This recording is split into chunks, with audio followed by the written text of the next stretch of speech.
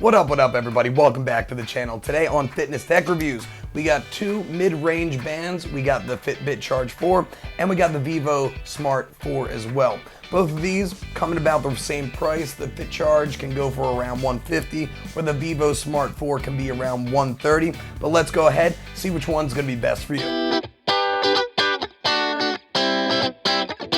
Let's go ahead and get into some of the similarities with these two. So they both have pretty much the same type of battery life. They both are going to be around 7 days, but if you want to turn on all their fit features like their advanced sleep tracking, on both of these you do have to turn them on separately.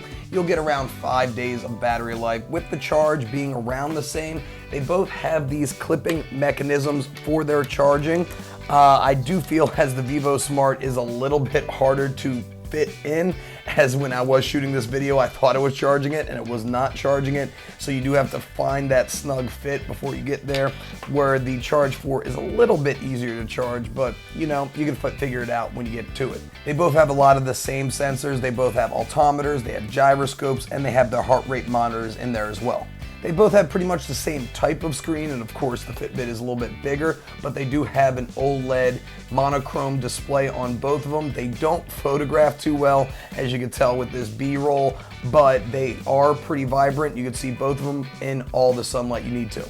They both are touchscreen displays as well, and they both have a home button. The home button's at the bottom of the Vivosmart, where the home button is kind of a middle press on the Charge 4. They both have 5 atmospheres of water resistance, and they're both pretty good for swim tracking as well.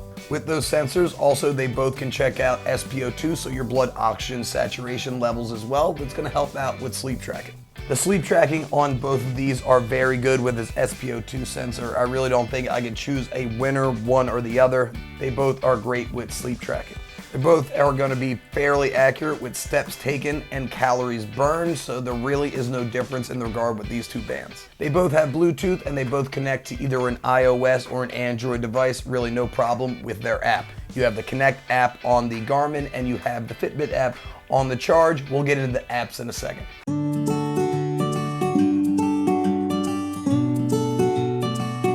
Now let's see what the apps are a little bit different between the two bands. We have our Fitbit app over here.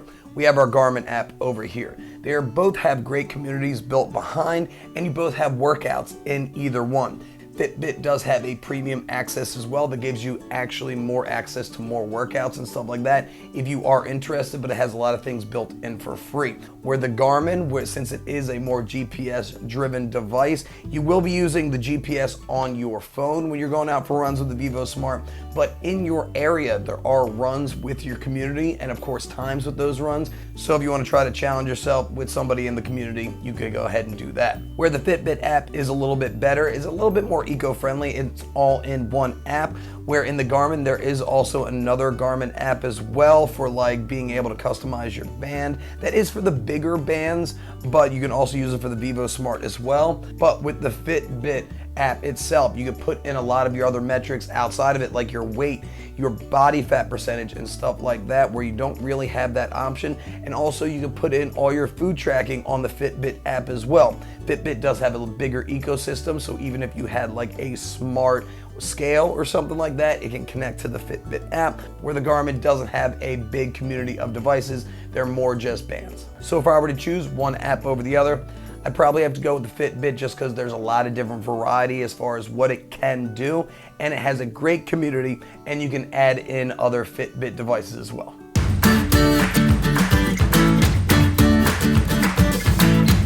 All right, let's check out the UI of both these guys. Let's start with the Fitbit. So again, it does have a bigger screen, and when you swipe down, that's where your notifications are going to be. And when you swipe to your right, it's where you have your Spotify, your notifications, your timers, everything built in, going into your settings, and even weather. And when you give it a squeeze on your wrist, it will go backwards and back to your home screen. And when you swipe up, this is going to give you all your health metrics, your steps, your activity level, and all of that. And when you swipe to the right, there really is no swipe to the right, but that's pretty much everything there. When you are on the Garmin, so when you're on the Garmin, when you swipe down, this is going to give you your activity levels and all that. Again, on the screen, you're going to see a little bit going across. Don't worry about that. You won't see that in person. and holding that bottom button is your home button. When you swipe over to the right or left, there is no right or left, sadly. And when you swipe up, that's going to be all your health metrics and your stuff like that going from the other way around. When you check out the back of both devices, this is where your charge port's going to be, and of course all your sensors as well. And if you want to be able to take off your Fitbit band, you'll be able to take it off, put it back on. If you want to try it out with the Vivosmart, you will not be able to do that.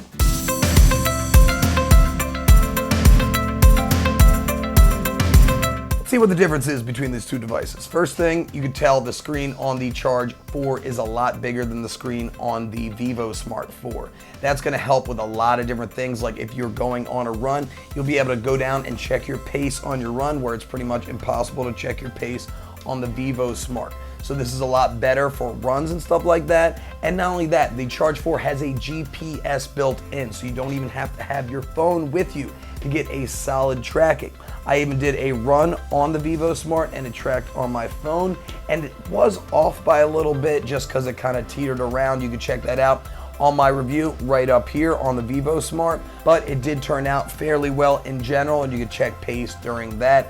But with the Charge, it has the built-in also Spotify. If you have Spotify Premium, you can download a Spotify playlist to the band, and if you have some earphones that connect Bluetooth to it, you'll be able to listen to your playlist without even having your phone on your person. You can also replace the band on the Charge 4. It is relatively easy to pop off, just pushing down one of these things. I mean, easier because you can't do it at all on the Vivosmart. So if you want to dress it up a little bit, you can with the Charge 4 where you can't with the Vivosmart. There is more advanced swim tracking on the Charge 4 as well, as far as stroke recognition and stroke count, where it's kind of basic swim tracking on the Vivosmart 4. And like I said, with the Charge, you can actually put in what type of food you're bringing in, so you can check out your calorie intake all on one app, or you do have to add another app in with the Vivosmart if you want to track your food. Where the Vivosmart is a little bit better is there is coaching and programs for running in the actual Connect app itself. So would I give you some type of idea of where you want to go with your run, with your previous activity the day before, to give you your best type of run for that day. So there is great coaching if you are looking for a run, but if you are looking for a better screen, I would probably check out the Garmin Forerunner 245. I'll check that out right up there. I did a review on that a while back, so you can actually be able to check out your pace while you're running as well. On the Charge 4, you actually have Fitbit Pay, so it's an NFC payment. So if you are looking to have your wallet and just use this as your payment device, and of course, if it does support it on where you're paying, you can actually use Fitbit Pay on this. Don't forget, one of my favorite things with the Fitbit app itself is it kind of gamifies your fitness a little bit. It has active zone minutes and be able to track it from there. Yes, there is like a battery on the Vivosmart 4, but I think with all the metrics on the Fitbit, you're going to be a little bit more engaged in your score and keep it going from there.